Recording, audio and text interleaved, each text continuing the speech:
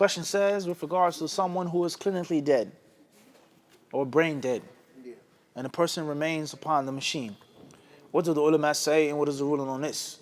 Do we quote unquote pull the plug, or do we allow them to wait? There's no doubt that life and death is in the hands of Allah subhanahu wa ta'ala. الَّذِي خَلَقَ الْمَوْتَ وَالْحَيَاةَ.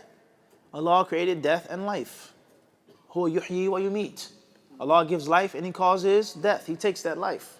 So there's no one, nothing, no piece of technology which can give life and keep a person from dying when the appointed fixed time comes. As Allah Azza wa Jalla says, فَلَا يَسْتَأْخِرُونَ سَاعَةً وَلَا يَسْتَقْدِمُونَ. There's no doubt about that. However, the problem comes in the terminology. What is life and what is death?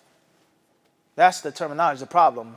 To revive someone, to breathe in someone, to put something on someone's chest, and you revive them, you brought them back to life.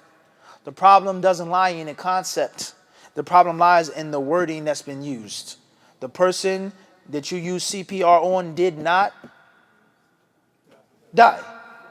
Their soul was not taken yet. But clinically, one could say that they what? Or flatline. Clinically, scientifically. But Allah Azza wa Jal allowing the ruh to be taken out, it was not what? وَيَسْأَلُونَكَ عَنِ الرُّوحِ. Allah says, and they ask you about the ruh, the soul, the spirit. Allah tells the Prophet ﷺ to tell them, it is from the things that my Lord knows about. My Lord has exclusive knowledge about the ruh. وَمَا أُوتِيتُم مِّنَ الْعِلْمِ إِلَّا قَلِيلًا. Allah says, and you only have a little bit of knowledge. Just think about how much technology, medical advancements, breathtaking.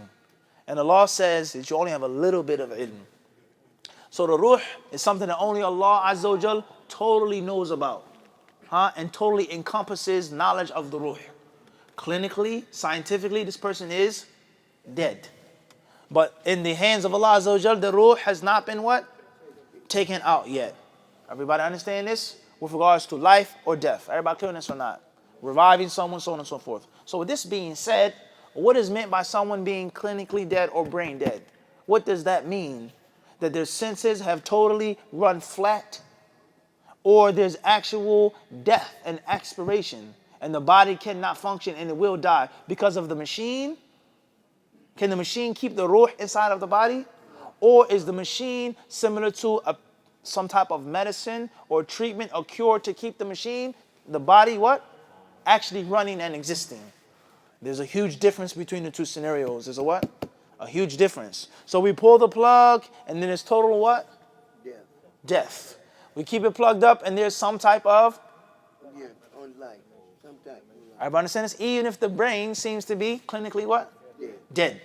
Everybody understand this? Does this make sense? So there's a difference between the two. In other words, a person has a type of sickness or illness. And the moment they don't take these pills or this shot or this treatment, they become extremely sick and what? Perish. Or breathing machine. It doesn't mean that they're what? Technically dead in the hands of Allah. The ruh does not mean that. But this treatment is a means that Allah has made to allow this person to continue to what? To live. So therefore, if I was in this case, I would take the fatwa of those ulama who say not to pull the plug and to keep the body attached to the machine, the breathing machine or any other type of machine. That's what I would do, and that's the fatwa that I would encourage from those ulama who say that, not to pull the plug. Wallahu ta'ala alam. With regards to time, and what do they say? Have they left it general, months, years, days, weeks, etc.? One can say that if a person is on this type of support system for such a long time, it proves that they haven't what? No. They're not coming back, probably. They may say that they have left. Everybody understand this? And the proof is that this thing is just basically pumping something to something that doesn't what? Exist. Everybody understand this? Now, there are different terms, as we said, with regards to clinical terms, medical terms, and the Islamic spirit of life and what? And death. Everybody clear on this? If the person has the ability to keep the person on the machine for an extended period of time, and it's not causing a major hardship and harm to them, that is what they should do. Now we're talking about another issue of euthanasia.